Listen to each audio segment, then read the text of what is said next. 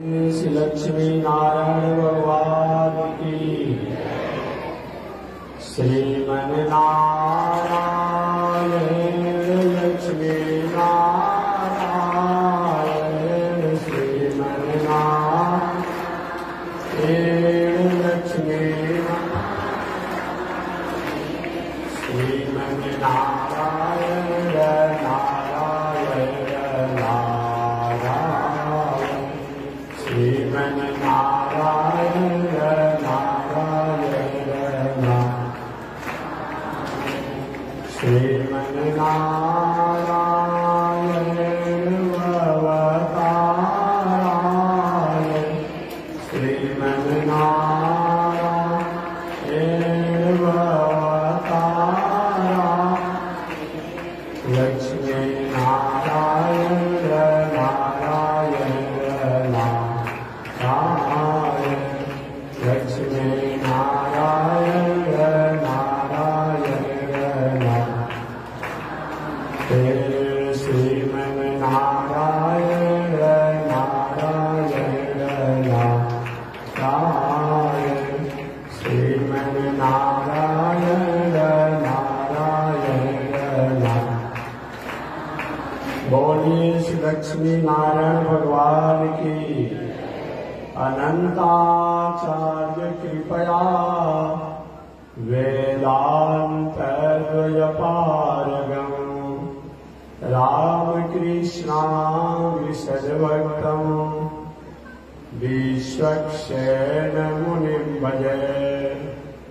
काषायमयज्ञसूत्रम् शुचिवपुषि तथा चोर्ध्वपुण्ड्रं च भाले यस्यास्ते दक्षस्ते कलिकुमतिगिरीन्द्रेन्द्रवज्रं त्रिदण्डं संसाराग्नि प्रशान्त्यै मृतजलममलं दारुपात्रं पवित्रम् श्रीविश्वक्सेन सूरे पदकमलयुग श्रेयसे संश्रयामि। लक्ष्मीनाथसमारम्भा नाथयामुनमध्यमा अस्मदाचार्यपर्यन्तां वन्दे गुरुपरम्पराम्।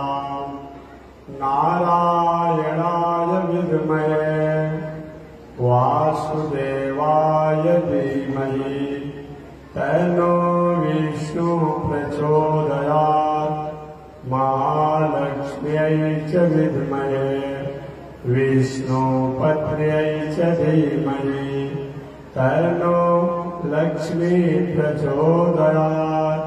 तन्नो लक्ष्मी प्रचोदयात्।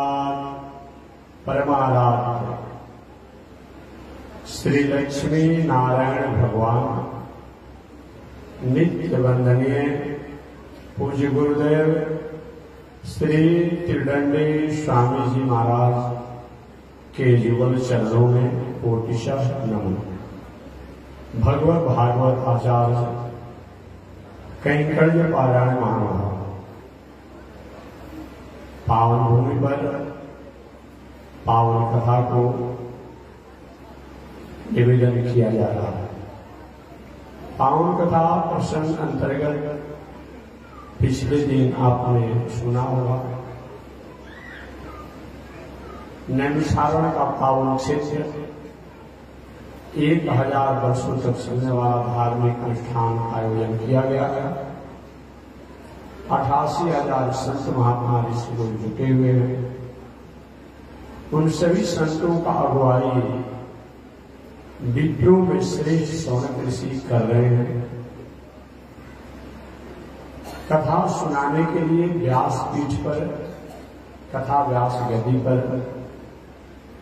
सूत जी के शिष्य रोमहर्षण सूत के पुत्र उग्र सर्वास सूत जी बैठे हुए हैं। शौनक जी ने सूत जी से पूछा, हे सूत जी कलिकाल के मानव, संसार के मानव जो माया और गृह कार्य के दलदल में फंसे हुए हैं, जाल में फंसे हुए हैं, महाजाल में फंसे हुए हैं, समस्याओं में फंसे हुए हैं, उनके लिए सबसे सरल और सहज उपाय क्या है? सूर्य जी ने कहा भगवान और भगवान की भक्ति। महाराज भगवान किसे कहा जाता है?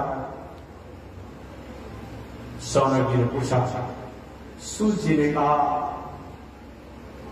जो भक्त से संपन्न हो उनको भगवान कहते हैं। भगवान पूरी दुनिया को उत्पत्ति, पालन, संहार और मोक्ष का हेतु जो है, जो उसका अधिकारी जो है, उसका मालिक जो है, उसका स्वामी जो है, उसी को भक्त कहते हैं। और उसको करने वाला जो है उनको भगवान कहते हैं। उत्पत्ति प्रलय चैव भूतानां गतिं वेतिं विद्यां विद्यां स वाचो भगवान इति। एकाक्षरी कोश के अनुसार बहुत शब्द प्रकाश वाचक, ग शब्द ज्ञान वाचक, व शब्द वैभव वाचक, न शब्द नीक वाचक। प्रकाश, ज्ञान, वैभव और नीक का जो खजाना हो, खान हो, जिनसे सब कुछ होता हो, उन्हीं को भगवान कहते हैं। अच्छा महाराज इनके अवतार कितने हैं? ऐसे भगवान के वैसे भगवान के अनंत अवतार हैं। उन अनंत अवतारों में 1008 अवतार प्रसिद्ध है। उन 1008 अवतारों में 108 अवतार प्रसिद्ध हैं। उन 108 अवतारों में 24 अवतार प्रसिद्ध हैं। उन 24 अवतारों में 10 अवतार प्रसिद्ध हैं।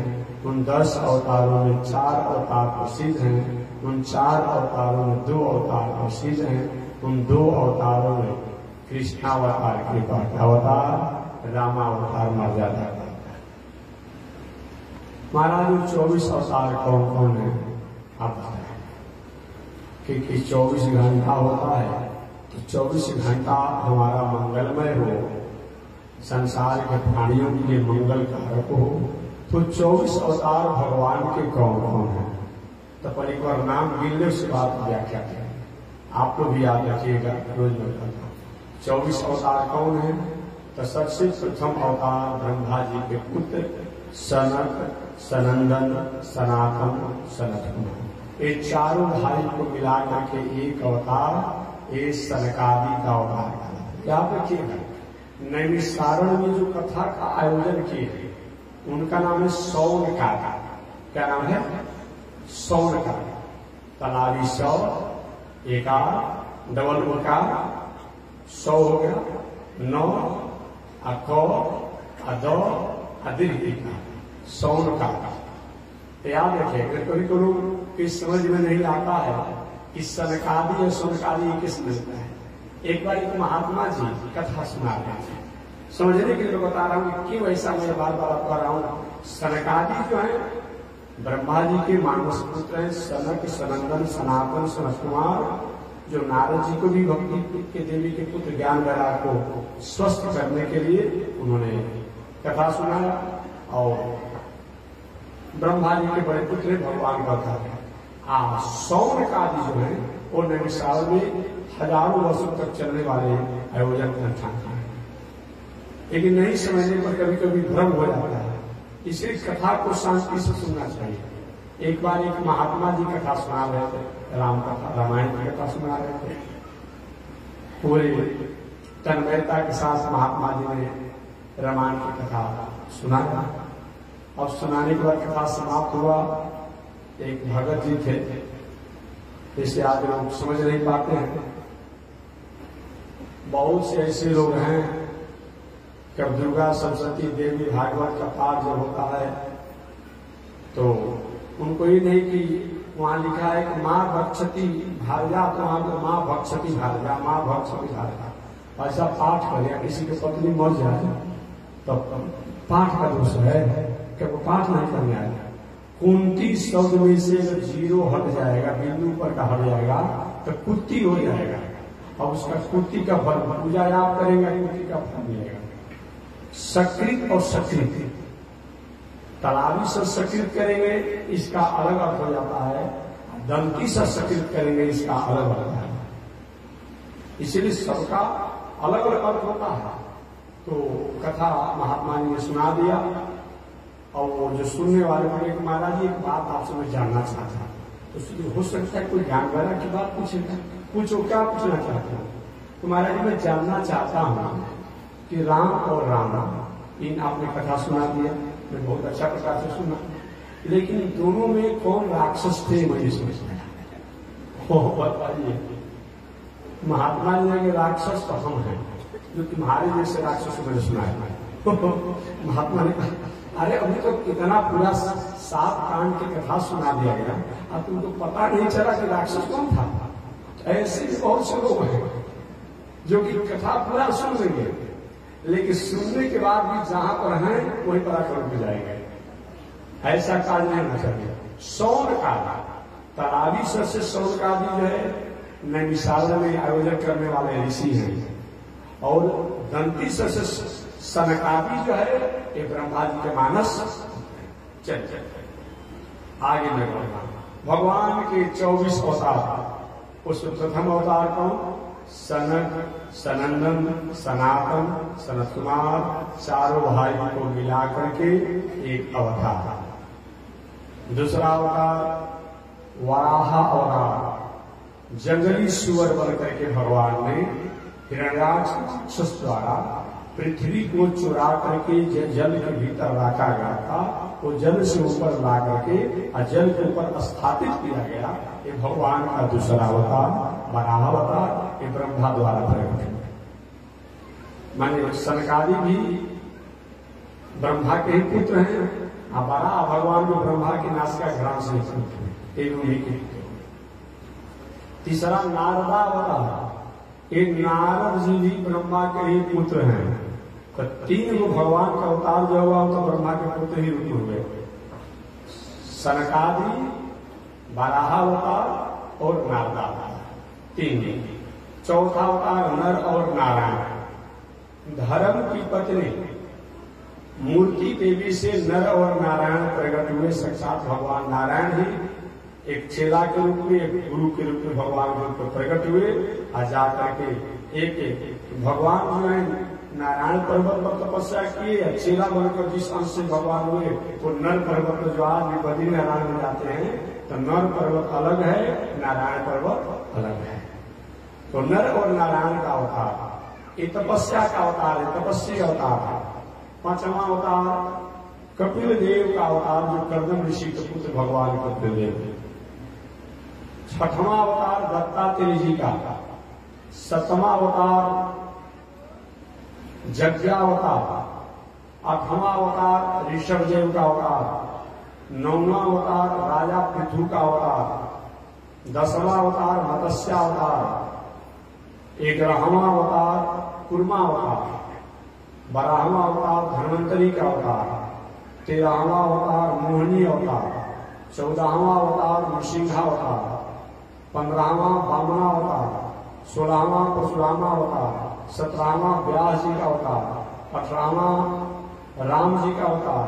19वां बलराम जी का अवतार। 20वां कृष्ण का अवतार। 21वां हरि का अवतार। 22वां हंसा अवतार। 23वां बुद्धावतार और 24वां कल्कि अवतार। बुद्धावतार में कल बताया था कि गौतम बुद्ध से पहले कलयुग प्रारंभ हो रहा था, कुछ ही कलयुग बीता हुआ, क्या बुद्धावतार हुआ। एक गौतम बुद्ध से पहले एक बुद्धावतार हुआ, जो सत्य, दया, तप, ज्ञान द्वारा ब्रह्म को, परमात्मा को जानने के लिए उन्होंने प्रेरणा दिया।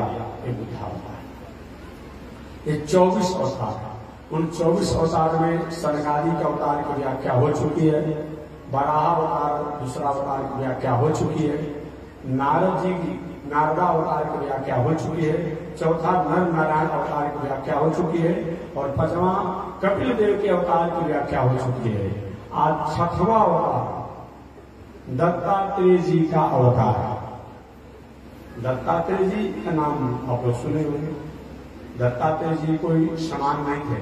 एक दिन पहले भी मैंने बताया था कि सासाराम के पहले नाम था महिष्मती। क्या नाम था? महिष्मती पुरी था। जैसे बक्सर का अलग अलग युग में अलग अलग नाम, बक्सर का अलग अलग युग में अलग नाम रहा। कभी किसी काल में बक्सर का नाम वामनाश्रम था, कभी सिद्धाश्रम था, कभी चैत्यवन था, तो कभी काटका वन के भी नाम से जाना गया। ये भी जान देगा। कभी काटका वन के नाम से जाना गया और कभी व्याघ्र सर के नाम से जाना गया। और वही व्याघ्र सर का अपभ्रंश होकर के बक्सर के नाम से जाना गया, बक्सर। और वही जब शासक आए, जो 100-200 वर्ष पहले शासक आए थे अंग्रेज, तो उन्होंने कहा कि कुछ नहीं रहेगा, इसका नाम कर दे BUXAR कर दिया, बक्सर कर दिया, BUXAR कर दिया। तो अलग अलग युगों में बक्सर का नाम बदल गया। सासाराम का नाम पहले महिष्मतीपुरी था। वहां के राजा हरिहो वर्ष, सहस्त्रार्जुन से सहस्त्रवाहन थे। प्रधान कार्तवीज, प्रधान हरिहो वंश राजाओं की राजधानी सासाराम है। जो प्रधान मुख्य जो है हरिहो वंश की राजधानी इस सासाराम है, महिष्मतीपुरी है। वही हरिहो वंश को कार्तवीज भी कहा गया, अर्जुन भी कहा गया, सहस्त्रार्जुन भी कहा गया, और भी नाम से कहा गया। तो ये सहस्त्रार्जुन कार्तवीज हरिहो वंश के लोगों ने जब मर्यादा में थे तो जाकर के यही दत्तात्रेय जी से शिक्षा को प्राप्त किए थे, ज्ञान को प्राप्त किए थे। लेकिन थोड़ी सी बुद्धि विचलित जब हो गई तो अकारण जाकर के परशुराम जी के पिताजी से विवाद ठान दिया लोगों ने। कथा प्रसंग आएगा तो मैं बाद विस्तार से बताऊंगा। विवाद ठान दिया लोगों ने और विवाद ठान करके और उपद्रव करने लगे। जो आप जानते हुए कि परशुराम जी द्वारा ये हरिहो वंश और इनके सहयोगी बनकर के जो जो राजा लोग आए उन सब पर उन्होंने अनुशासन किया। तो ये दत्तात्रेय के अवतार, ये कोई समान दत्तात्रेय जी नहीं है। ये कौन है दत्तात्रेय जी? पुनः एक बार मैंने अपनी माताओं को याद दिलाता, हमेशा हमेशा याद दिलाता हूं, आज भी याद दिलाता। नारी देश की वह शक्ति है भाग लगाने वाली, दिल में ही दिमागों में जो आग लगाने वाली। नारी चाहे तो राम कृष्ण वामन सिंह नरसिंह भगवान में पलट हुए हैं, खम्भा से हुए हैं। लेकिन राम को, कृष्ण को, वामन को ऐसे भगवान को जन्म दे सकती है, इनके पास कोई ताकत है। नारी देश की वह शक्ति है जो भाग जगाने वाली और दिल में ही दिमागों में जो आग लगाने वाली।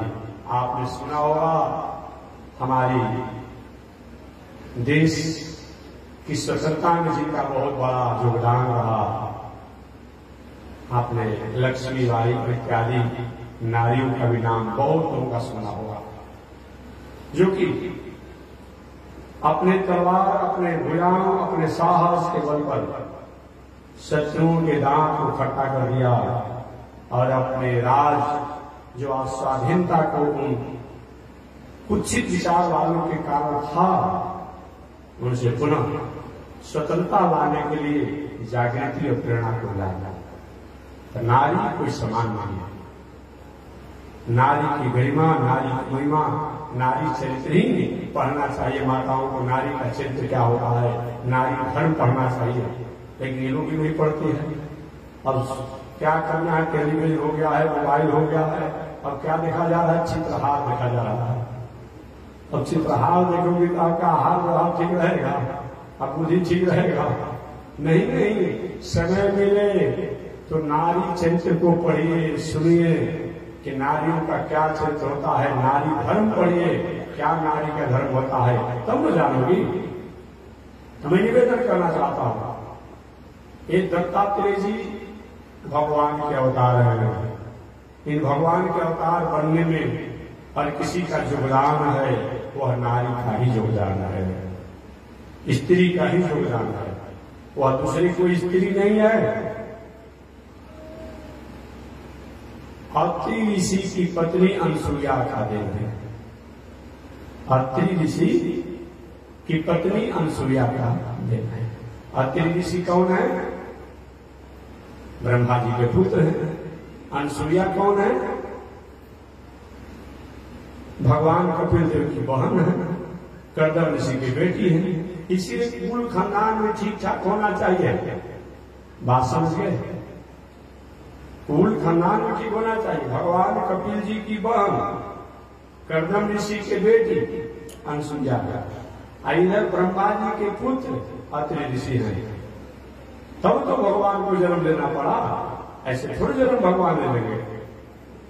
समझिए, अत्रि अनसुईया, भगवान श्री राम जब जंगल में जा रहे थे तो सीता जी से कहे, अनसुईया के पद गहु सीते, हे सीते।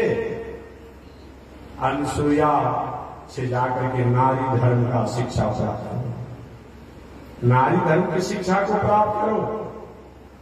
वही सीता माता जाकर के अनसुईया से नारी धर्म की शिक्षा को सुना और उसने अनसुईया का मतलब क्या होता है?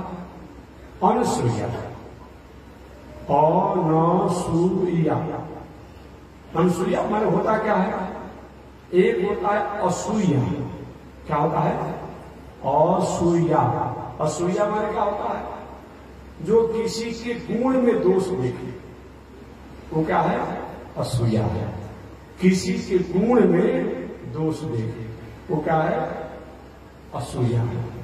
अब कोई अच्छा कहा है, इसी तरफ जा रहे हैं महात्मा जी के यहाँ, कोई न कोई लाभ लोग होगा, अब क्या करें? गुणों में दोष देखेगा। आइए बता, अनसुईया। अनसुईया का मतलब जो दोष में भी गुण देखे, दोष में भी गुण देखे, वो क्या है? अनसुईया है। जो कभी किसी के दोष देखे ही नहीं, गुण देखे। एक बार महात्मा जी जा रहे थे मार्ग से, संयोग से एक भला आदमी पर छत पर था। अचानक उसको लवशंका लगा, और लवशंका लगा तो बेचारा अपना लवशंका करने लगा। अचानक महात्मा जी के सिर पर लवशंका कर दिया। अब लोग दूसरे हो गए, हम लोग जैसा साधु महात्मा का थोड़ा सा उदास हो जाते, अरे कैसा आदमी है। महात्मा जी भगवान ने बहुत बड़ी कृपा की है। और जल तो दुनिया में मिलते रहते हैं, लेकिन ऐसा जल और ऐसा कृपा तो कभी कभी होता है, उसको दोष माने ही नहीं, दोष माने ही नहीं। किसी के दोष में भी गुण देखना, एक क्या है? अनसुईया है। और अत्रि का मतलब क्या होता है? त्रि माने तीन, त्रि माने तीन, और माने नहीं। जो तीनों में भेद न देखे, या तीनों को जो एक देखे, या तीनों को जो अपने पुत्र रूप में प्राप्त करने का अधिकार हो, उसको क्या कहा जाता है? अत्रि कहा जाता है। चाहे ब्रह्मा होता हो, विष्णु होता हो, शंकर होता हो, इन तीनों में जो भेद नहीं देखते हुए और अपने पुत्र रूप में अधिकार प्राप्त करने वाली ना ऋषि हो, उनका नाम अत्रि है। अत्रि अनसुईया बहुत दिनों तक तपस्या की। तपस्या के फलस्वरूप तीनों देवता लोग आए बारी बारी से कि हम आपकी तपस्या से प्रसन्न हैं, वर मांगिए, वर मांगिए, वर मांगिए। अत्रि अनसुईया ने कहा, महाराज कोई इच्छा तो नहीं है। तीनों देवों ने कहा कि अगर आप नहीं मांगेंगे तो हमको प्रशंसा होगी नहीं, इसलिए मेरी प्रशंसा के लिए आपको वर मांगना पड़ेगा।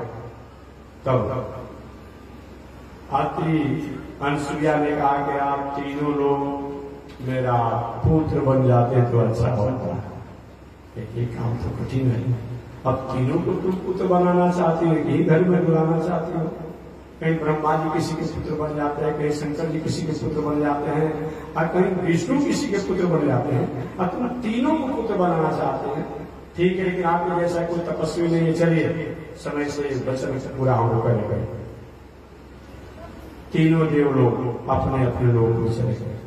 और कैसे त्रिदेव लोग अत्रि अनुसुईया के पुत्र बने, ये उपकर्म सोचने लगे। वचन तो हम लोग ने दे दिया है, लेकिन कैसे कि हम लोग पुत्र बनेंगे, यही भावना में भावित रहे। और भावना में भावित रहे तो भगवान के मन नारद जी है। भगवान के मन में जो भाता है वही नारद जी को करने आता है। जो भाता है वही नारद जी करते हैं। और नारद जी के मन में एक कौतूहल आया। कौतूहल यही हुआ कि लोग कहते हैं कि अगर नारी हो तो लक्ष्मी जैसा, अगर नारी हो तो ब्रह्माणी जैसा, अगर नारी हो तो पार्वती जैसा। तीनों मानती है कि हमारे जैसा पतिव्रता कोई नहीं है। लेकिन सही में अगर मेरा नाम नारद है, तीनों में भेद नहीं करा दिया, तीनों में आपसी भेद नहीं करा दिया तो मेरा नाम भी नारद नहीं, मेरा नाम नारद नहीं होगा। इस प्रकार नारद जी सबसे पहले चले गए अपने माता जी के पास, ब्रह्माणी के पास। अरे बेटा कहां से आ रहे हो? कहां से आना? साधु महात्मा रमता जोगी बहता घूमते रहते हैं। कहां से आना? घूम रहे माता जी, घूमते रहते हैं। मैंने कहां से आ रहे हो? बैठो। बहुत दिनों के बाद ब्रह्मलोक में आया, विश्राम करो। बैठे विश्राम की। माता ब्रह्माणी अपनी माता ही नहीं, और अपने बेटा को सुने लाभ प्यार नहीं देगी तो कहां लाभ प्यार देगी। अब ब्रह्माणी ने सुंदर मिष्टान दिया नारद जी को खाने के लिए। नारद जी खाए, और खाए और खाने के बाद नाक सिकोड़ने लगे, आंख को अपने आप में बंद करने लगे, मुंह सिकोड़ने लगे। माता जी ने कहा बेटा मिष्टान को दिया, बहुत दिनों बाद तुम आए हो, तुम्हें खाने के लिए दिया और तुम नाक सिकोड़ रहे, मुंह सिकोड़ रहे, क्या स्वाद नहीं है क्या? क्यों सिकोड़ रहे हो? ऐसी बात क्या? नारी की माता जी मिष्टान तो सुंदर है, अच्छा है, स्वाद नहीं, लेकिन कुछ दिन पहले, कुछ साल पहले मैं पृथ्वी पर घूमने के लिए निकला था और वहां पर एक नारी है, स्त्री, ऋषि पत्नी है, उसने हमको मिष्टान दिया था। ऐसा उस मिष्टान में ऐसा स्वाद था, ऐसा स्वाद था, ऐसा स्वाद था कि अब वो स्वाद आज भी हमको याद आता है, भूलता नहीं है। अच्छा, अरे कुछ मिष्टान तो मिष्टान होता है, फिर स्वाद ऐसा कि नारद आते का भूले नहीं। आखिर स्वाद होने का कारण क्या था? नारद कहे उसका पातिव्रत धर्म। अच्छा, मैंने पतिव्रता है। हाँ, ब्रह्माणी ने कहा क्या हमसे बड़ी पतिव्रता है क्या? नारी माता जी, अगर सही बात है, आप तो मेरी माता जी हो, लेकिन आप में और उसमें वैसा ही अंतर है जैसे कि किसी का छाया हो और किसी का प्रत्यक्ष मूर्ति हो। तो आप छाया के समान है और वो स्त्री जो है वो क्या है, प्रत्यक्ष मूर्ति है। इतना अंतर। अच्छा, क्या उसका नाम है? कहाँ वो रहती है? तो उसका नाम जो है अनुसुईया, अत्रि ऋषि की पत्नी है, चित्रकूट में रहती है। अरे ब्रह्मा जी कहते थे कि मेरे समान कोई पतिव्रता नारी नहीं, और बेटा नारद तुम कहते हो उसके समान दुनिया में कोई नारी नहीं पतिव्रता। आएंगे ब्रह्मा बाबा, तुमको मैं क्लास लगा लूंगा। देखिए, दुनिया में सबसे भले आप डरिए या डरिए, लेकिन पत्नी से डरना ही चाहिए। बात समझिए ना? समझिए नहीं समझिए? और दुनिया में किसी से डरे या न डरे वो तो अलग की बात है, लेकिन पत्नी से डरना ही चाहिए। हम नहीं डरेंगे तो क्या होगा?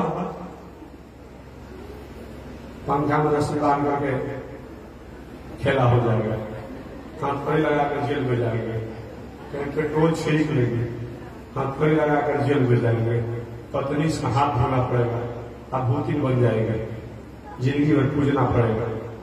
इसलिए और किसी से डरिए न डरिए, लेकिन पत्नी से जरूर करिए। बात समझिए। अब आएंगे तो उसे क्लास लगाऊंगा। हमेशा कहते थे कि तुम्हारे समान कोई पतिव्रता नारी नहीं। एक नारद आकर कह रहा है मेरा बेटा कि हम सूर्या के समान दूसरा की नारी नहीं है पतिव्रता। अच्छा माता जी मैं चल रहा, चल दिए नारद जी वहां से। अब जाते जाते भूत भावन शंकर जी के यहाँ गए। अब शंकर जी के यहाँ गए तो सबसे पहले पार्वती जी के यहाँ पहुंच गए।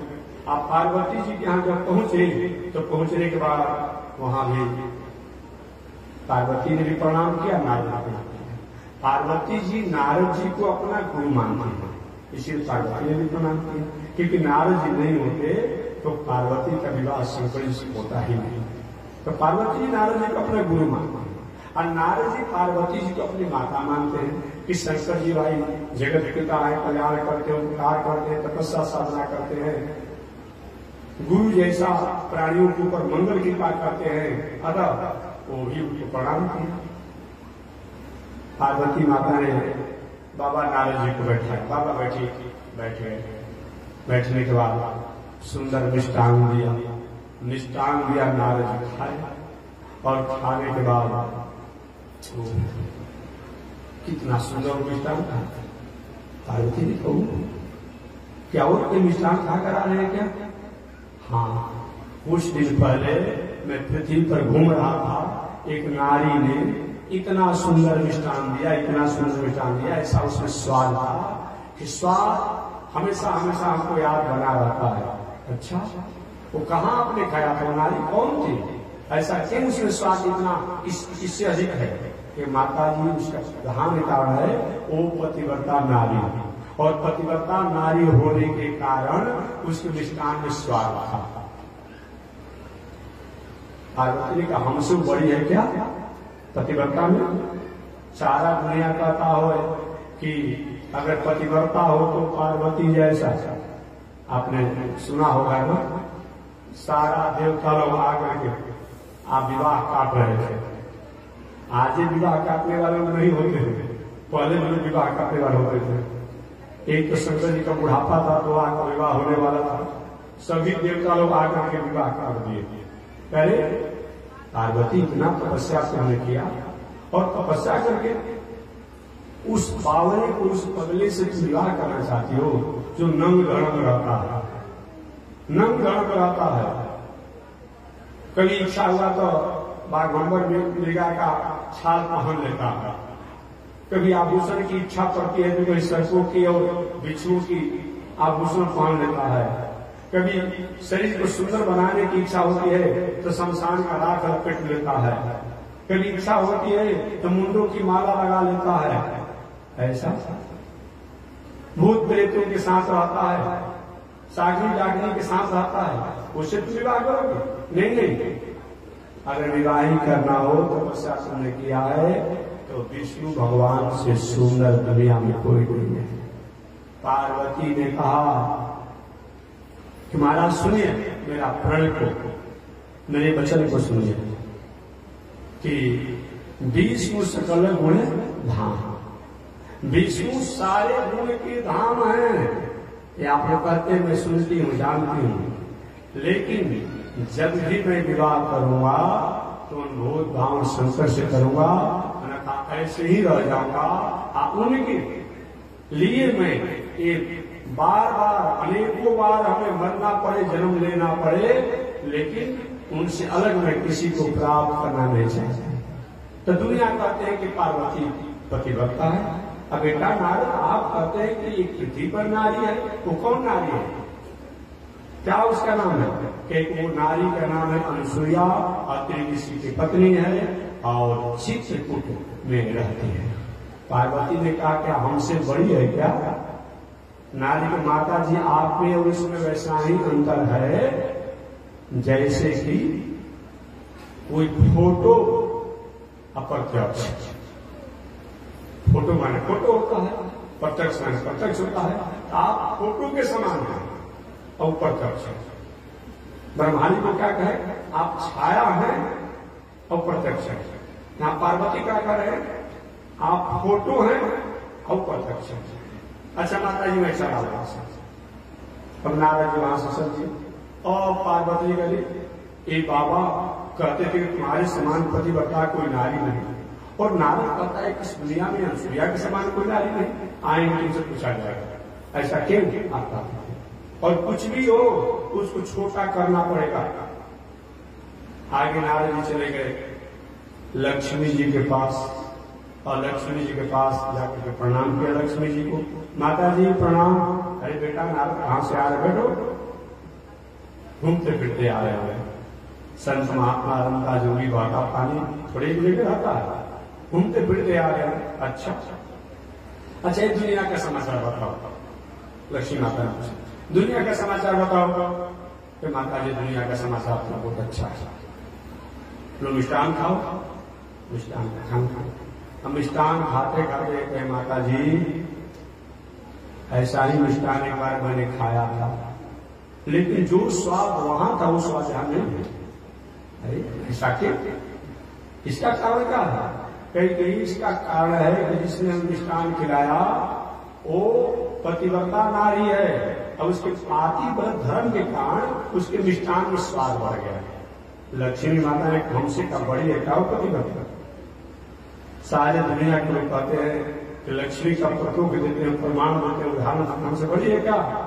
नारी के माता जी आप तो दुनिया की माता हो ही, लेकिन अंतर ऐसा ही है उसमें और आप में जैसे कि पसंगा और पसेरी।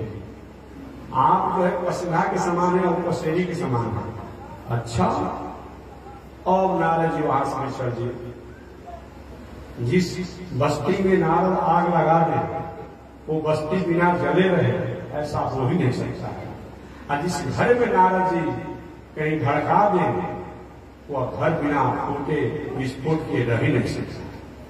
अब तीनों लोगों के त्रिदेव लोग जो है ब्रह्मा विष्णु महेश तीनों जो अपने कह जाता है। अब इनकी पत्नियां जो है ऊंट फड़फड़ाने लगी, नाक सिकुड़ने लगी, आंख सिकुड़ने लगी। बताइए तुम्हारी पति इनके 4 बूढ़े हो गए, चारों ने कुछ हमारी प्रशंसा की। नारद ने आकर बताया कि नहीं पतिव्रता नारी पृथ्वी पर आती है, उसका नाम है अनुसुईया। महाराज कौन अनुसुईया है? आपने सुना है? ब्रह्मा जी ने कहा सुने तो कौन है? कहीं तो उसका नाम से पतिव्रता में बहुत है, बहुत है। आप तो कहते थे कि मेरे समान कोई पतिव्रता नहीं है, पर अभी करे को पतिव्रता में उसका नाम है। कुछ भी हो लेकिन उस अनुसुईया को पतिव्रता भंग करना होगा, हम उसको बड़ा बनाना ही होगा। ब्रह्मा जी के देवी जी मैं उसकी पतिव्रता व्रत को भंग कर पाऊंगा कि नहीं कर पाऊंगा, तुमको मैं बड़ा बना पाऊंगा कि नहीं बना पाऊंगा, मेरा अधिकार तो नहीं है। लेकिन मैं तुम्हारे पति होने के कारण तुम्हारी आज्ञा को पालन करूंगा, लेकिन अभी आपको जाइए छोड़कर और किसी तरह उसकी मर्यादा को भंग कीजिए। ब्रह्मा जी का पत्नी के कहने में आकर के अब हम लोग छोड़ करके अनुसुईया के आश्रम पर अनुसुईया के मर्यादा को भंग करने के लिए चलते। आज के पति लोग अगर कहीं अपने भाई का बाप का माई को अलग कर दे तो कोई आश्चर्य है। जब ब्रह्मा जी को अपने पत्नी के कहने से ब्रह्मलोक छोड़ करके अनुसुईया के यहाँ जाना पड़ा पतिव्रता को भंग करने के लिए, और ब्रह्मा जी चल दिए। वही हाल शंकर जी के साथ हुआ। पार्वती ने कहा कुछ भी मैं सुनना नहीं चाहती हूं, किसी तरह से पृथ्वी पर नारी अनुसुईया जो है जो पतिव्रता व्रत में रहती है उसकी पतिव्रता को भंग करना होगा। बाबा कह रहे तपस्या से छोड़ता नहीं हूं, साधना छोड़ता नहीं हूं देवी जी, लेकिन तुम्हारी बातों को तो आदर करना पड़ेगा। मैं जा रहा हूं और भंग होगा व्रत उसका नहीं होगा, ये मेरा जिम्मेदारी नहीं। शंकर जी समझे इधर लक्ष्मी जी के प्रभु मैं आपकी पत्नी आपके चरणों की सेवा करती रहती हूँ और दूसरी नारी को उनके आगे पतिव्रता बन करके ऐसा नहीं चलेगा। किसी प्रकार से उस नारी के पातिव्रत धर्म को भंग करना होगा। भगवान विष्णु भी समझे तीनों देव लोग एक पतिव्रता नारी की मर्यादा को भंग करने के लिए समझिए नारियों का कितना बड़ा महत्व है। इसी प्रसंग में एक बात और मैं कहूँगा, आपने कथा सुना होगा और हमारी माताएं कथा सुनाती है, वो तुलसी विवाह सब घर घर में करती है। माता जी वाली। तो थोड़ा कथा जानते, सभी माताएं कथा जानते हैं, कथा भी है। वह जलंधर राक्षस की पत्नी, उसका नाम क्या था? वृंदा। वृंदा नाम था ना। जलंधर राक्षस की पत्नी वृंदा इतनी पतिव्रता मर्यादा में रहती, भले पति राक्षस था, उसके पापी व्रत धर्म के कारण उसने दुनिया में कोई भी व्यक्ति उसको मार नहीं सकता। ब्रह्मा का ब्रह्मास्त्र भी काम नहीं करता, शंकर जी का तीसरा नेत्र त्रिशूल भी काम नहीं करता, और विष्णु का वज्र और चक्र भी, तब तक हम वहां नहीं जाएंगे। हम वहां नहीं जाएंगे तब दुनिया में किसकी बात किया जाए। ऐसे वह वृंदा की तपस्या से उसके पति भले ही राक्षस था जलंधर, सारा दुनिया प्रकंपित था। सभी देवता लोग गए ब्रह्मा जी के पास, बाबा रक्षा करेंगे, हम कुछ नहीं करेंगे। शंकर जी के पास गए, हम कुछ नहीं करेंगे। भगवान विष्णु के पास गए, भगवान नारायण के पास गए, प्रभु कृपा करिए। जलंधर राक्षस अपने पत्नी की पातिव्रत धर्म के कारण सभी देवताओं को त्रस्त करता है, परेशान करता है, हैरान करता है, कष्ट पहुंचाता है। कृपा कीजिए। भगवान विष्णु के देखो मैं कुछ तो नहीं करूंगा, लेकिन जाता हूं, उपाय सोचता है। और क्या कि कोई उपाय नहीं सूझा विष्णु भगवान को, तो जलंधर राक्षस का वेश बना लिया। क्या किए? जलंधर राक्षस का वेश बना लिए। वेश बना करके जलंधर राक्षस की पत्नी वृंदा के पास गए। वृंदा की मर्यादा को चंचल करना चाहे, उस समय वृंदा पहचान गई, अरे आप साक्षात विष्णु होकर के देवताओं के चूली में आकर के, कहने में आकर के, और मेरे पति को मारने के संकट को लेकर के आप मेरी मर्यादा को भंग करना चाहते हैं। तो आपने भले ही आप विष्णु हैं, लेकिन मेरे पति का आपने भेष बना लिया है, तो मैं तो आपकी पत्नी अगले जन्म में बनूंगा। लेकिन इस शरीर से जो हमारे साथ आपने बर्ताव किया है, इसका दुनिया में इतिहास गवाह होना चाहिए। इसके लिए मैं आपको साथ देती हूँ, जाइए, आपका आसान हो जाएगी।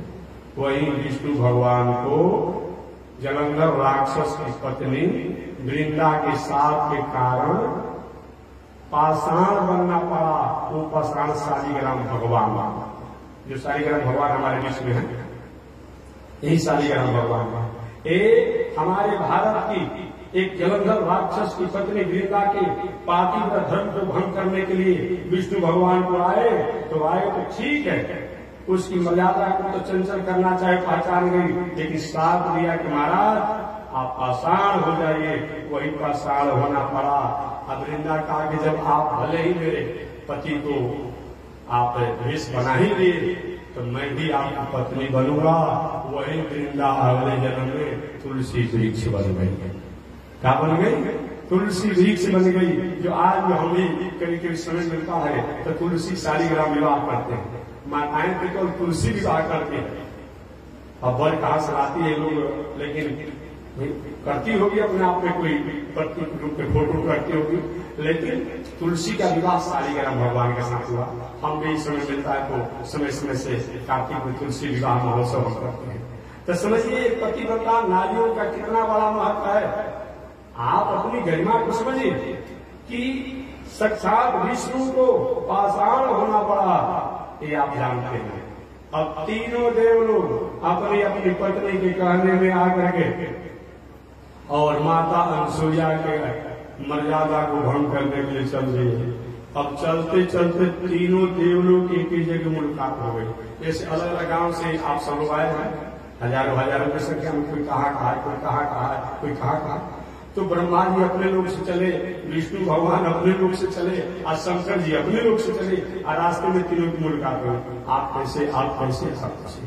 तीनों ने एक ही बात कहा कि हम अपने पत्नी के कहने में, अपने पत्नी के चक्कर में आकर कहने में फिर आप फंस गए। अच्छा तो चला जा, देखते हैं मर्यादा कैसे उस अनसुईया की मर्यादा को लोग भंग करते हैं। तीनों लोग गए, हिम्मत नहीं आज उसकी मर्यादा को भंग करें, तो क्या किए, एक जोगी फकीर भिक्षुक सन्यासी का वेश बनाकर अवधूत भेष बनाकर गए, अवधूत भेष बनाकर गए, जो वस्त्र के रूप में बलकल या कोई एक वस्त्र हो लंगोटी के रूप में, बाकी अवधूत।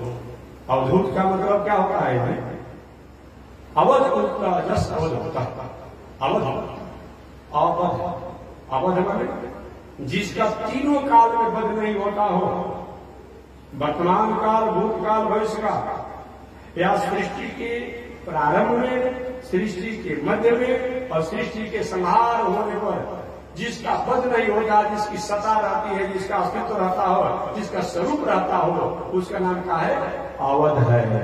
अब उसकी जो उक्ति करने वाला जो साधक है, उनकी जो स्तुति करने वाला साधक जो है, उनका जो गुणगान करने वाला जो साधक है, उनकी आराधना साधना करने वाला जो साधक है, उनको अवधूत कहते हैं। एक बार शराब पीने वाले को अवधूत नहीं कहा जाएगा कि पी करके बस झुम बराबर झुम शराब पड़ा रहता है अवधूत, हम अवधूत बाबा के सकते हैं। नहीं, इसके लिए नहीं। अवधूत का जस अवधूत, ये अवधूत का मतलब होता है उन परमात्मा की भक्ति में, साधना में, आराधना में, उपासना में, योग में, चिंतन में, ध्यान में इतना तत्पर है कि दुनिया में कहीं भोजन न भी मिले, वस्त्र न भी मिले, रहने की व्यवस्था न हो, तभी उन्हीं में आनंद रहता है, वह अवधूत है। भाई ऐसे अवधूत की बात नहीं है, वह अवधूत है। ये नहीं कि आज की परिवेश में कि मध्यम मानसम मीनम च मुद्रा मैथुन एव च पित्वा पित्वा पुनः पित्वा, ये तो अपने अनुसार लोगों ने बना लिया, बना लो, कौन तुमको रूप में जा रहा है? लेकिन ये अवधूत अवधूत का मतलब नहीं है। जो रात की सतपथ पर सतोमय उन परमात्मा, उन ईश्वर, उन ब्रह्म में ही जो उक्ति करते रहता हो, सुक्ति करते रहता हो, चिंतन करते रहता हो, गुणगान करते रहता हो, ध्यान करते रहता हो, योग साधना में रहने वाला हो, वह अवधूत है। अवधूत वेश बनाकर के तीनों लोग ब्रह्मा विष्णु महेश चित्रकूट में अत्रि ऋषि के आश्रम पर गए। उसमें अत्रि ऋषि कहीं गए होंगे आश्रम से बाहर, अनसुईया माता थी और तीनों लोग भिक्षाम देहि भिक्षाम देहि भिक्षाम देहि, भिक्षा की याचना की, भिक्षा की याचना की। अनसुईया माता महात्मा आपका स्वागत है, बहुत भाग की बात है कि आप संत महात्मा हमारे आश्रम पर आए, क्या मैं सेवा करूं?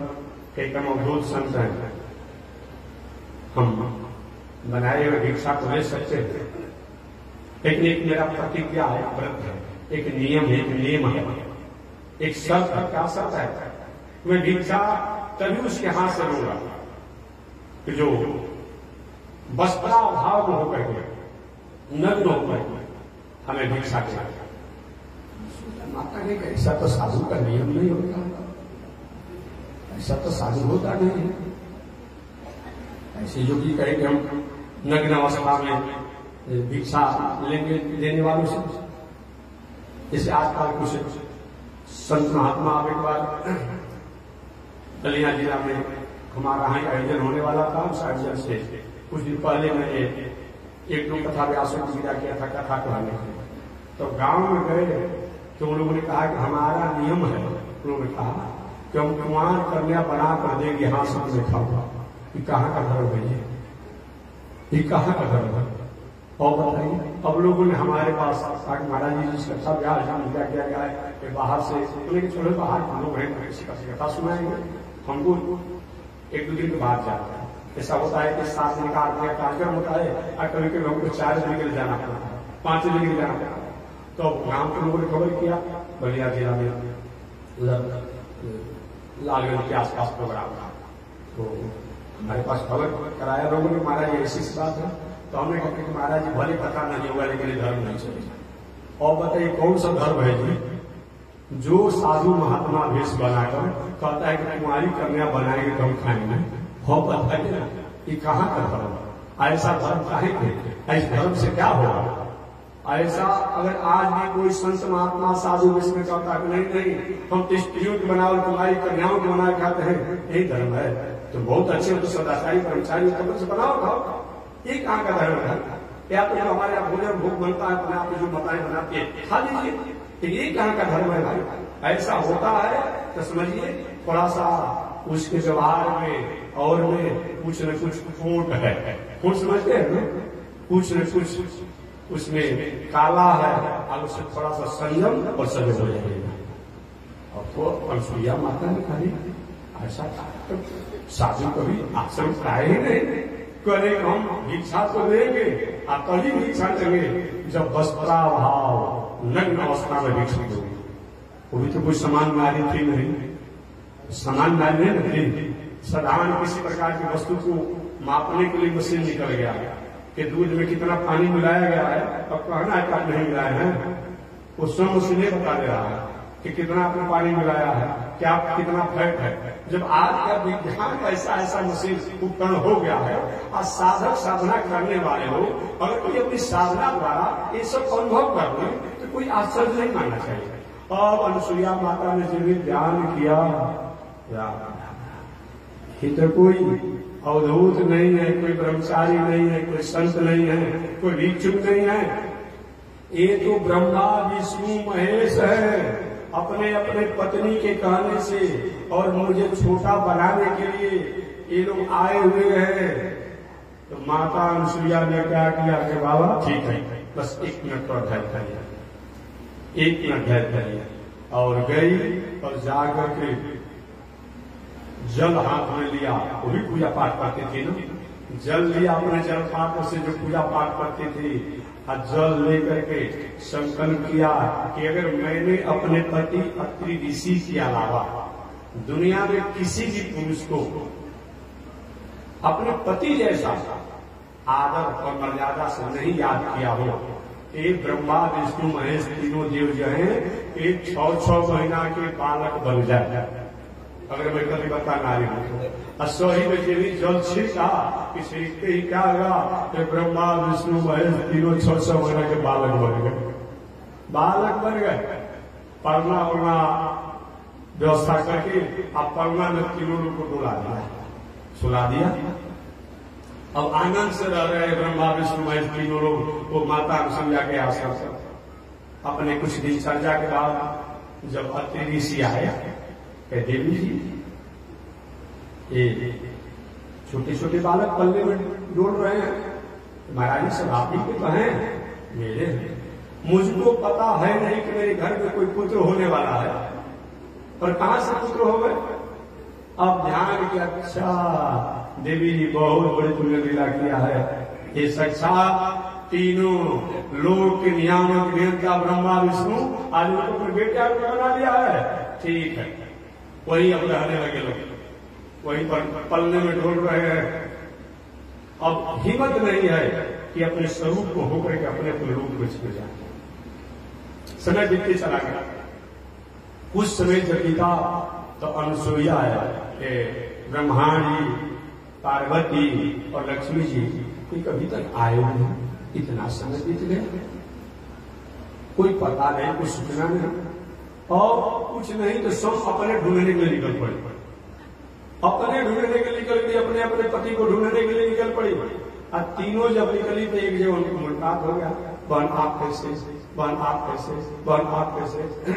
तीनों ने कहा कि अपने हम पति को सारा कारण बताया कि हम अनुसुईया को नीचा करने के लिए, छोटा दिखाने के लिए मैंने अपने पति को कहा था, तो वही मैं कहा चले गए पता नहीं, वही हाल तो हमारी भी है, वही हाल तो हमारी भी है। अब तीनों अपने पति को ढूंढ रहे थे, कहीं पति मिल नहीं रहे, कहीं मिल नहीं रहे पति। संयोग से आपसे चर्चा कि कहाँ ढूंढा जाए, पृथ्वी लोक पर कहाँ ढूंढा जाए, कहाँ चित्रकूट है, कहाँ क्या है, कैसे क्या है, कहाँ ढूंढा जाए। संयोग से नारद बाबा घूमते घूमते घूमते रहते हैं ना, नारद बाबा से मुलाकात हो गई। और नारद बाबा ने कहा अच्छा देवियां जो है आज चक्कर में फंसी है, अच्छा चक्कर में फंसी है। अब दूर से प्रणाम, माता जी प्रणाम, दूर से प्रणाम। उन त्रिदेवियों ने कहे बाबा तुमको भी मैं प्रणाम करते हूँ, मेरे स्वामी जी कहाँ है। हम क्या जानते हैं आपके स्वामी जी कहाँ है, हम क्या जानते हैं। भीतर से कहते हैं किसी का सब बखेड़ा है, सब इसी ने किया है। अगर नजदीक आता तो इसका चुमड़ी फोड़ दो, कमंडल को तोड़ दो, इसी ने सब किया। अगर नहीं कहा होता तो क्यों ऐसा होता है? नारद जी दूरे, नारद थोड़ा नजदीक आओ, लेकिन नहीं इस समय स्त्रियों से अलग रहते, छुआते नहीं है।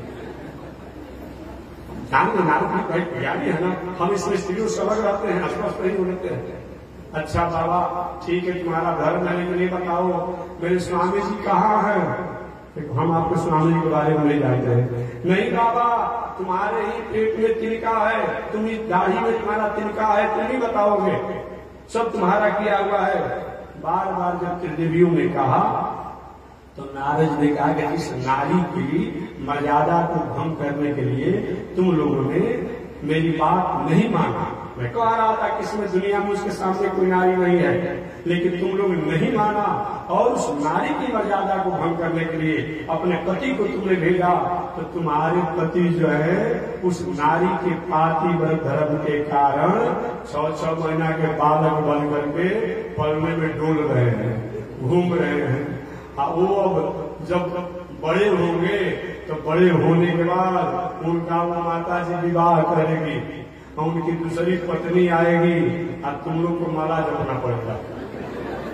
ये बात माताओं को अच्छा नहीं लगता है। सब बात ठीक है, और कोई कह देगा कि हमारे पति किसी से थोड़ा सा उनका हाथ प्रयास होता है, थोड़ा सा बोलते चाहते हैं किसी दूसरी स्त्री से, और माताएं को अब सैकड़ों घड़ा जल भीगने जैसा हो जाता है।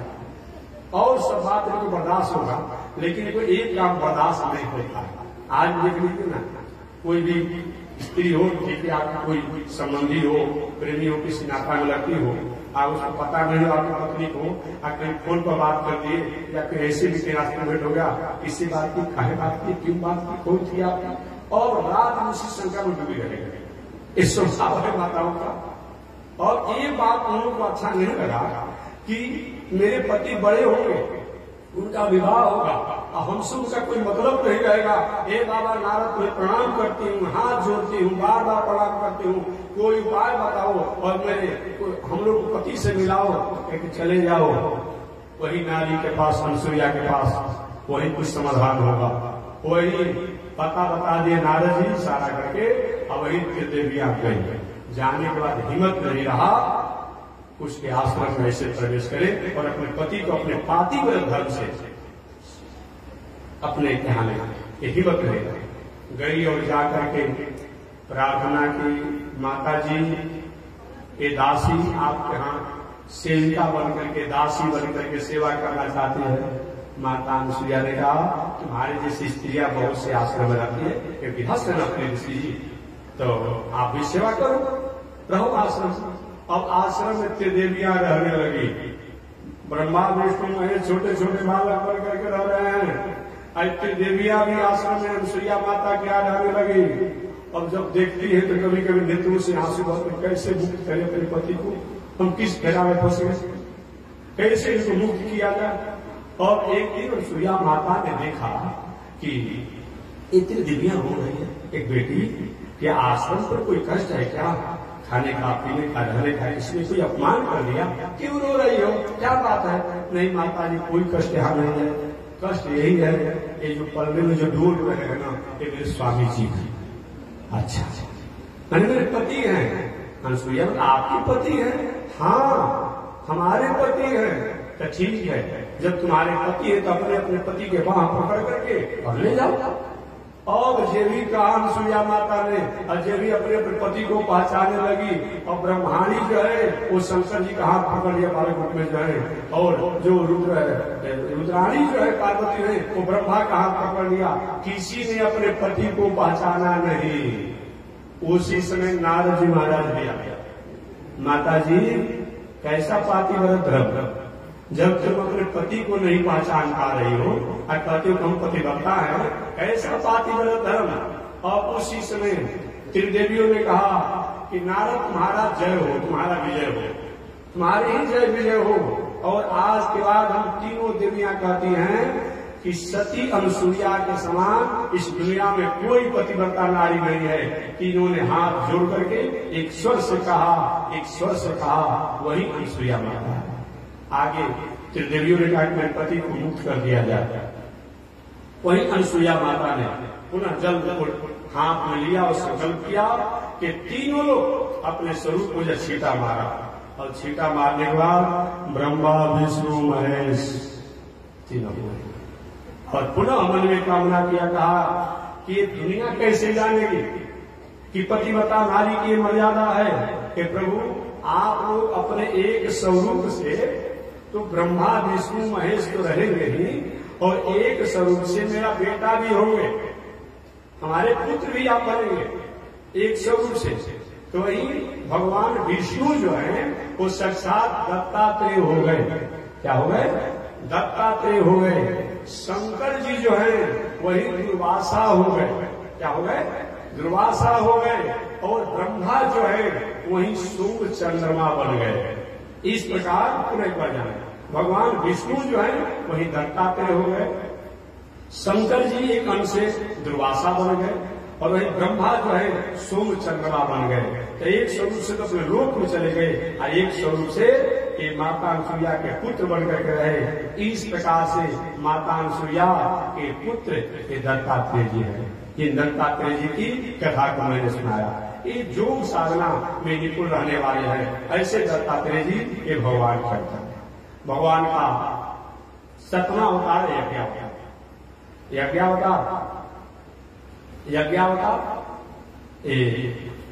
साक्षात जग नारायण भगवान,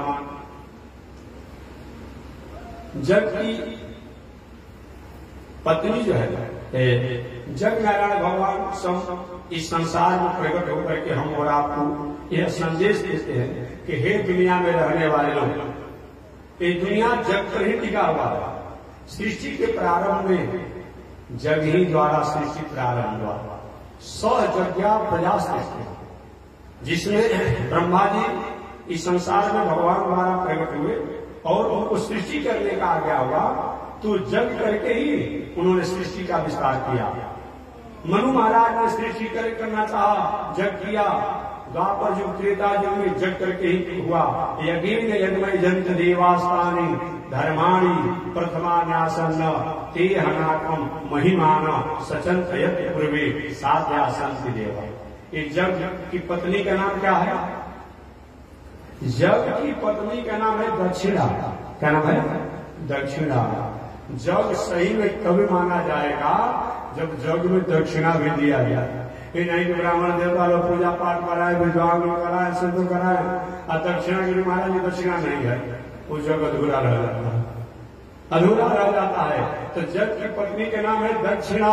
कोई भी आप पूजा पाठ कथा प्रवचन जो भी घर ही कराएं, सामाजिक रूप में कराएं, ऐसे कराएं, उसमें दक्षिणा भी होनी चाहिए। और दक्षिणा माने तो ब्राह्मण कोई दक्षिणा नहीं, जो जिसका जैसा अधिकार हो। अन्न हो तो किसी को भोजन दक्षिणा दीजिए, किसी को कपड़ा दक्षिणा दीजिए, किसी को रुपया दक्षिणा दीजिए, किसी को सुंदर वाणी से अच्छा संस्कार का दक्षिणा दीजिए। हम दक्षिणा होना चाहिए। यही जग नारायण भगवान, ये भी भगवान के अवतार है जो जग पर ही सारा दुनिया टिका हुआ है। जग का मतलब क्या होता है? वो व्याकरण से अगर बात करें तो वो व्याकरण ग्रामर से अगर जग शब्दों को परिभाषित करें तो क्या होता है? देव पूजा संगतिकरण दान इति यज्ञ। कैसे? देव पूजा संगतिकरण दान इति यज्ञ। जिस आयोजन में देवताओं का पूजन होता है उसे यज्ञ कहा जाता है। देव पूजा संगतिकरण, जहां एक जगह जुट कर लोग अच्छे विचारों का आदान प्रदान होता है, श्रवण करते हैं, वो संगतिकरण कहते हैं। देव पूजा संगतिकरण दान, जहां अपने जीवन में हमने कुछ हमारे पास है, किसी को अन्न दिया, किसी को कपड़ा दिया, किसी कुछ दिया, जहां त्याग की भावना आती है उसका भी नाम यज्ञ है। या यज्ञ शब्दों को एकाक्षरी पुरुष से अगर परिभाषित किया जाए, यज्ञ जो है यज्ञ धातु से बनता है। यज्ञ जो है यज्ञ धातु से बनता है। यज्ञ माने यजन। जिस आयोजन में देवताओं का यजन किया जाए, पूजन किया जाए, पितरों का यजन किया जाए, अतिथियों का यजन किया जाए, संतों का यजन किया जाए, अर्थात जिस संस्थान में जो भी आदरणीय लोग हों, जो भी सम्मानित लोग हों, जो भी पूजनीय लोग हों, उनको किसी न किसी प्रकार से उनका आदर किया जाए, सम्मान किया जाए, बहुमान किया जाए, पूजन किया जाए, उसका नाम क्या है? यज्ञ है। इस प्रकार ये यज्ञ अवतार भगवान का हुआ। और 8वां अवतार जो है ऋषभ देव का अवतार। ऋषभ देव का अवतार की कथा बाद में विस्तार से आएगी, कल प्रसंग बस मैं बता दूं। ऋषभ देव वही है, ये ऋषभ देव वही है जो पहले इस देश का नाम, पहले इस देश का नाम क्या था? अजबनाव। क्या नाम था? अजबनाव। अजबनाव एक राजा थे और उन्हीं के नाम पर इस देश का नाम अजबनाव था। उन्हीं की वंश परंपरा में ये ऋषभ देव जी हुए। ऋषभ देव जी उन्हीं के वंश परंपरा में हुए। जब ऋषभ देव हुए तो घर के गृहस्थी परिवार को अपने बाल बच्चों में पहले प्रवेश किए, राजा भी बने। इनके 100 पुत्र हुए ऋषभ देव जी के। 100 पुत्रों में 81 पुत्र, 81 पुत्र धर्म के प्रचारक, धर्मकांड के प्रचारक हुए। 9 पुत्र जो है सन्यासी बन गए, माने महात्मा बन गए। तो 81 या 9 कितना हुआ? 90 हो गया। और 9 पुत्र जो है 9 भूखंड के राजा बने, तो कितना हो गया? 99 हो गया। अब बड़े पुत्र जो हुए जिनका नाम था भरत, वही प्रधान गद्दी पर राजा बने। वही बाद में भरत जी चल करके वहां हरिहर क्षेत्र में तपस्या किए और तपस्या करते समय तो थोड़ा सा एक हरणी के बच्चा में आसक्ति हो गया। कथा बाद में आएगी। इस प्रकार ऋषभ देव के 100 पुत्र की में वंश परंपरा बताया। ऋषभ देव जी बहुत दिनों तक साधना आराधना में रहे, अपने पुत्रों को उचित बंटवारा करके राज था और साधना बन गए। आपको भी चाहिए कि आप विवाह शादी किए हैं, भाई है, बेटा है, पत्नी है, अमुक है, तो चाहे बेटा सब आपको आदर दे या ना दे, माने ना माने, लेकिन हक हिस्सा जो है बराबर बांट दीजिए। नहीं तो कितना भी आप माला लेकर जब करिए, हनुमान को सब पाठ कीजिए, लेकिन अगर बेटा को बंटवारा में कहीं इधर उधर किया आपने, तो क्या बेटा कहे? बाप है कसाई था, बेईमान था, और भाई को दे दिया, अपना नहीं दिया। ऐसा काम मत कीजिए।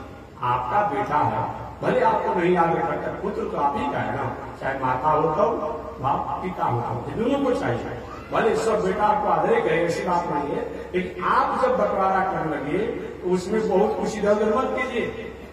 ऋषभ देव अपने सभी पुत्रों को, जो और तो साधु बन गए, कर्मकांड प्रचारक बन गए, 9 पुत्रों को उचित राज दे करके और बड़े पुत्र को प्रधान गद्दी पर बैठा करके, और एक दिन घर द्वार छोड़ करके बाबा बन गए। अब बाबा जब बन गए सम्राट राजा थे, अब कहीं जाएंगे बाबा तो हाथ दिखाइए, कोई कुंडली दिखावे, कोई हाथ दिखावे, कोई कुछ करे। जो छोड़ करके हम आया वही काम यहाँ लग गया। चला था हरि भजन को ओटम लगे कपास। एक व्यवसायी थे, बहुत व्यवसाय अच्छा उनका नाम था। कुछ अवस्था ढल गई थी, अब उनके पुत्र ने कुछ करना था, नहीं कुछ बोलते भाग्य से घर से, और घर से पुत्र ने खदेड़ दिया। और खदेड़ दिया तो रास्ते में जा रहे थे, चलो चलेंगे वृंदावन हरिद्वार में भजन करेंगे। और गांव से कुछ बाहर आगे निकले तो देखे कि कपास का बहुत वृक्ष था, रोड किनारा वृक्ष था बहुत। लेकिन चलो बेटा ने खरीदा है ना, एक कपास जो है, इस कपास का व्यवसाय करेंगे, व्यवसाय के अंदर धनी हो जाएंगे। अब चले थे घर से भजन करने के लिए, और गए तो मार्ग में कपास के वृक्ष को लेकर के, अब कपास के व्यवसाय की भावना होगा। तो वही कहा, चला था हरि भजन को ओटन लगे कपास। अब क्या कपास के व्यापार का मन हो गया। वही हाल हम लोग की है, वही हाल हम लोग की है। जब बेटा नाती परिवार जब नहीं आदर सम्मान करता है तो होता है चलो अब चलेंगे भजन करेंगे वृंदावन। इतना सहज है भजन करना वृंदावन, इतना सहज है। जब तक नौकरी है तब तक तो ठीक है, व्यापार है तो ठीक है, धन संपत्ति जब नाम पर आता है तो ठीक है, नहीं तो कहीं बेटा परिवार को हो गया तो समय सच्चाई मिलता है लोगों को, उसमें भी मुश्किल पड़ जाती है। अब ऐसे ही भले आदमी थे, अब क्या हुआ, अब सब कुछ पेंसिल सब दे दिए थे। अब पेंसिल जब दे दिए तो समझिए भाई, घर में ऐसे स्त्री है, बैठा है, बालक है, छोटे छोटे को पढ़ाना लिखाना, स्कूल भेजना, समय से कहीं चाय नहीं मिलता। अब क्या समझ रखिए तुमने, पेंसिल भी मेरा ले लिया, मेरा नौकरी भी चला गया, मेरी पत्नी भी चली गई, तो हमारा घर में कोई आदत नहीं, अब मैं घर में नहीं रहूंगा। अब पुत्र वधु पत्रों कहे बापू जी बेटी जाने वाली थी स्कूल में, थोड़ा समय लग गया, क्षमा नहीं, कोई बात नहीं है, हमेशा यही लगा रहता है। अब नहीं रहोगे, अब नहीं रहोगे, कहाँ जाएंगे? जाएंगे वृंदावन में भजन करने के लिए। अब वृंदावन में भजन करने के लिए बेचारे निकले, आज ये भी सुबह निकले और शाम को लौट भटका गया। पत्तों ने कहा कि बाबूजी अब तो वृंदावन जा गए थे, खबरदार बात मत करो, ये वृंदावन तो चल ही जाता। लेकिन मैंने सोचा कि शाम को नाती जग करके अब बाबा बाबा कहता है, अगर कहीं जगेगा और हमको नहीं पाएगा तो हमको नहीं पाकर के रोते रोते मर जाएगा। तो हमने सोचा कि बाद में सब वृंदावन जाएंगे, पहले नाती को संभालना। इतना सहज वैराग है, हो पाता है वैराग? नहीं हो पाता है, कहने को कह दिया जाता है। इसीलिए हम केवल जरूरी नहीं है कि हम जंगल में ही जाए, हम घर को ही जंगल बना लें। धीरे धीरे परिवार में रहते हुए प्रयास कर रहे हैं। ईश्वर से घर परिवार पत्नी बाल बच्चों को सबको त्याग करके और जंगल में देखिए तो झंझट लग गया। सब लोग आकर घेर, महाराज ये बताइए, वो बताइए, ये बताइए, क्या करना। और एक क्या कि एक अवधूत वेश बना ली, पागल वेश, पागल जैसा वेश बना लिए। अब पागल जैसा वेश का बना लिए, एक पत्थर का टुकड़ा छोटा सा लेके अब मुंह में और डाल कर कोई पत्थर का टुकड़ा, पत्थर बाहर आएगा, बोले अब कोई आएगा, बाबा मेरा कुंडली दो। अरे तो पागल है, ये तो पागल है, ये क्या बताएगा?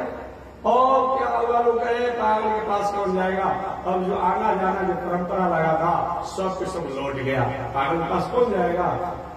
ऋषभ देव कहे कि छोटा सा पत्थर का टुकड़ा ने मेरे जीवन को बदल दिया। फिर दुनिया में भीड़ लगा रहता था अपने आप में। वही ऋषभ देव अंत में कर्नाटक के जंगलों में जाकर के और एक अद्भुत परंपरा में उससे भी थोड़ा सा अपने को अद्भुत बना लिए। जंगल में लेट गए, कोई आकर भोजन देकर खा लेते और नहीं तो अपने आप में लेटे रहते। और सोच शंका भी कोई होता, बहुत नहीं जानते, इसी प्रकार से रहते। अचानक एक बार उसी जंगल में अपने जीवन को उन्होंने समाप्त कर दिया। वही ऋषभ देव के बाद आज के जो जैनी लोग जो हैं कहते हैं कि ऋषभ देव को अपना प्रथम तीर्थंकर मानता है, प्रथम अपना भगवान मानता है। लेकिन जैन तो 1000-2000 वर्ष के भीतर का भाई, अरे मान लो हमारे भगवान को ठीक है, क्या दिक्कत है? लेकिन ये जैनी लोग अभी अपने भगवान को तीर्थंकर मानता है और प्रथम भगवान मानता है ऋषभ देव को।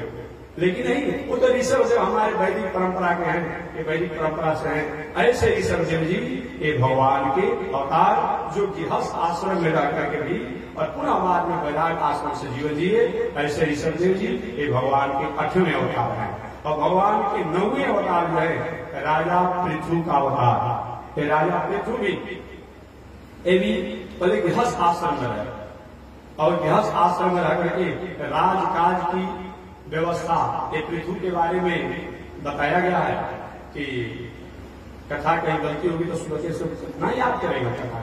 कभी तो होता है कि इतिहास पुराणों को कहने में आगे पीछे हो जाता है, लेकिन आप लोग अपनों से शुद्ध कर दीजिएगा और गलती होगा तो शुद्ध होगा तो कोई बातें नहीं। तो ये राजा पृथु बहुत बड़े घर गृहस्थ आश्रम में रहने के बाद भगवान के ही अवतार पृथु और अर्ची, जिनकी पत्नी का नाम था अर्ची। ये राजा पृथु और एक पत्नी अर्ची, ये दोनों लोग राजपाट की व्यवस्था किए और राजपाट की व्यवस्था करते हुए अंत में घर द्वार इत्यादि को सब त्याग करके और साधना करके अपने जीवन को जिए। ये भी भगवान के अवतार हैं, ये राजा पृथु का अवतार। और 10वां अवतार मत्स्यावतार, 10वां अवतार मत्स्यावतार। ये मत्स्यावतार कब हुआ? सूर्य के पुत्र सत्यव्रत श्राद्ध वैवस्वत मनु कि मन में इच्छा हुआ कि महाप्रलय का दर्शन करें। अभी महाप्रलय का समय नहीं आया था, भगवान ने वचन दिया, वही महाप्रलय की माया दिखा करके कि आप अमुक नाव पर सवार होइएगा, अमुक दिन को ऐसा होगा। और वही सारी घटना को, जो कि महाप्रलय हुआ नहीं था, लेकिन महाप्रलय का घटना वो सत्यव्रत राजा को मत्स्यावतार भगवान प्रकट होकर के दिखाए और दिखा करके उनके मुंह को दूर किए और ज्ञान को प्रकाशित किए। एक राम अवतार, कुर्मा अवतार, एक कछुआ का अवतार लेकर भगवान ने जब समुद्र मंथन हो रहा था, मंदराचल पर्वत नीचे ही चला जा रहा था, उसमें कच्छप अवतार लेकर के और मंदराचल पर्वत को आधार लेकर के और समुद्र मंथन हुआ। ये भगवान का एक कुर्मा अवतार है। भगवान का बराह अवतार धन्वंतरी का अवतार है। इस धन्वंतरी के अवतार और 13वां अवतार मोहिनी का अवतार है। तो शेष चर्चा कल होगी। आज इसी के साथ मैं वाणी को विराम दे रहा हूँ। कल भगवान के धन्वंतरी अवतार, मोहिनी अवतार, नरसिंह अवतार, वामन अवतार स्वयं मिलेगा, मैं कथा सुनाऊंगा। आज इसी के साथ वाणी विराम। एक बार भगवान का श्रीमन नारायण लक्ष्मी, श्रीमन नारायण नारायण नारायण, श्रीमन नारायण। बोले श्री लक्ष्मी नारायण भगवान की हरि ओम। शांति शांति। स्वामी जी महाराज की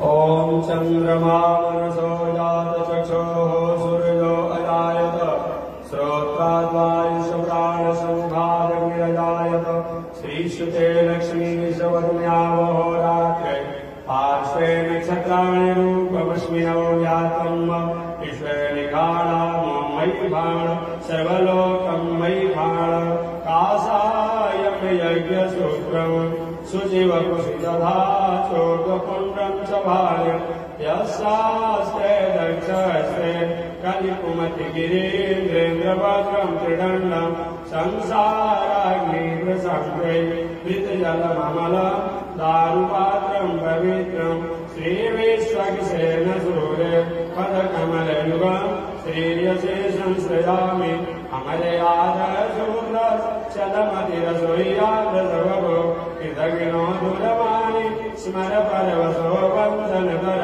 निशंसावादेश कथमामितो दुःखजलदे, प्रपारादुत्रीण तव परिचरेयं शरणयो। लक्ष्मीनारायण भगवान की, विश्व जगदाचा श्री दिगंबरेश्वर स्वामी महाराज की हरि ओम। शांति शांति शांति।